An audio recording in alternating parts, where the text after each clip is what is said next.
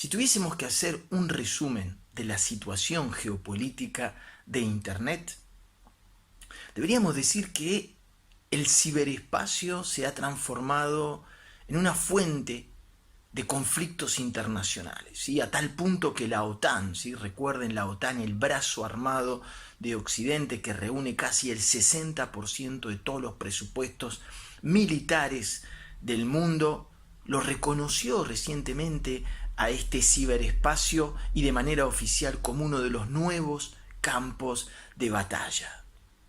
Estados Unidos, Rusia, China e Israel pican en punta, ¿sí? En este tema de las ciberguerras, de todo el desarrollo de este campo de batalla en el cual se ha convertido el ciberespacio y América Latina años luz detrás. Realmente en este tema América Latina está a años luz de distancia de lo que se está haciendo en la actualidad respecto al ciberespacio.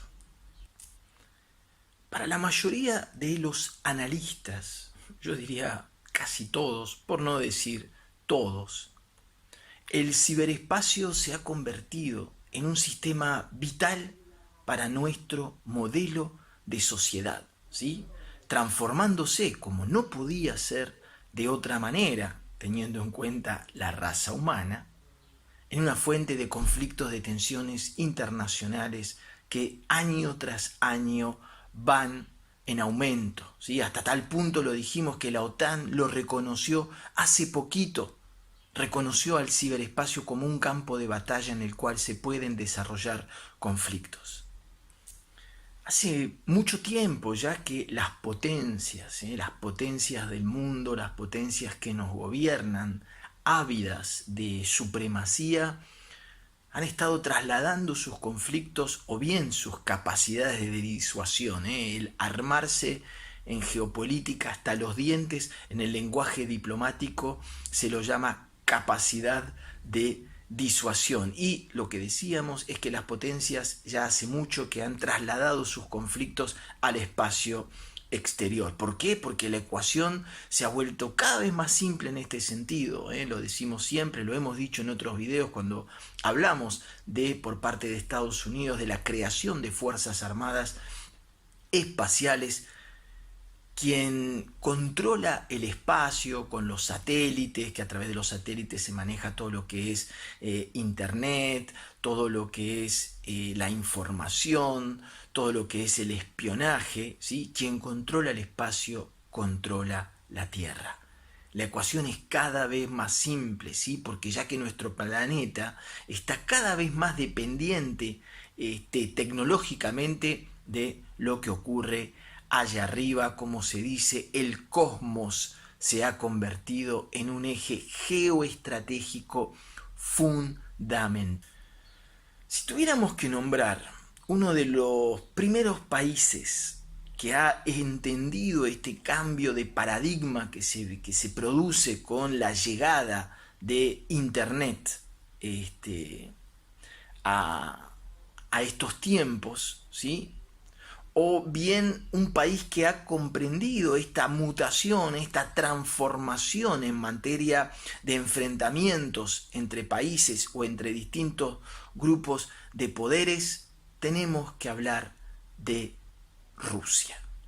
Rusia es uno de los países que mejor ha entendido, ¿sí? Recuerden, cuando cae el muro de Berlín en 1989, cuando se desmantela el imperio soviético, ¿sí? O la Unión Soviética, después, porque digo imperio, no se enojen, ¿sí? No se enojen por esas cosas, traten de ver lo central de lo que estoy diciendo, ¿sí? No es grave, ok.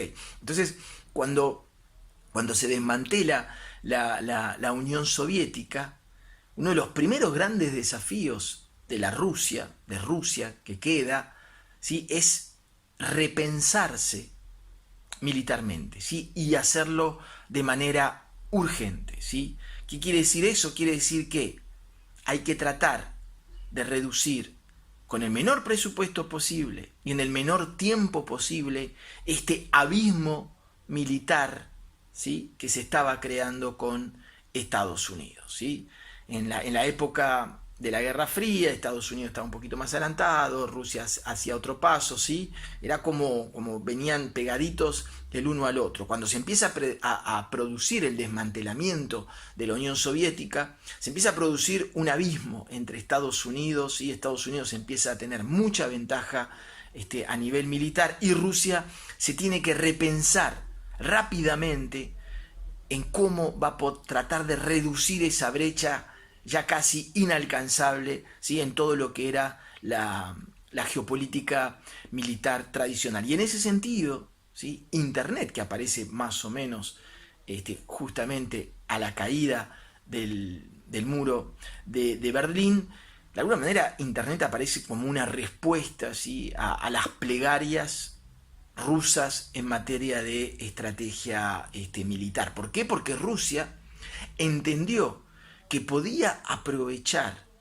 el poco dinero que tenía, ¿sí?, para invertir en el campo cibernético y tratar de recuperar y disminuir la brecha tecnológica militar con el resto del planeta. A tal punto le ha dado resultado eso a Rusia, es que en la actualidad, sin dudas, sin la menor duda, hoy Rusia se ha transformado en una de las grandes potencias militares en el campo cibernético, yo diría casi a la par de Estados Unidos en lo que refiere la capacidad de daño cibernético que una potencia militar puede hacer en la materia, ¿sí? Y eso lo ha logrado con muchísimo menos recursos que la superpotencia del norte.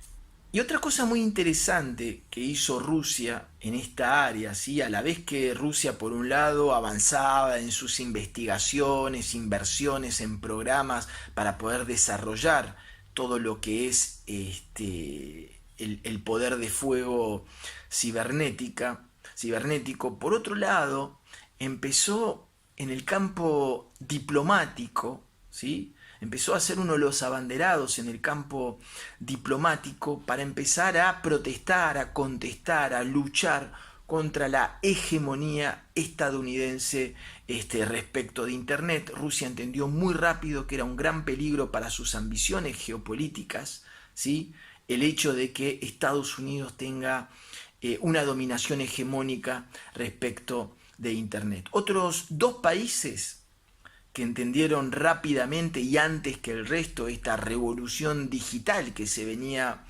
produciendo y que podía de alguna manera llamar a que haya una transformación, una modificación de las relaciones de fuerzas en el campo militar, fue China, ¿sí? Eso no es tan sorpresivo, pero el otro país ha sido Israel, ¿sí? Ambos países también fueron de los primeros países que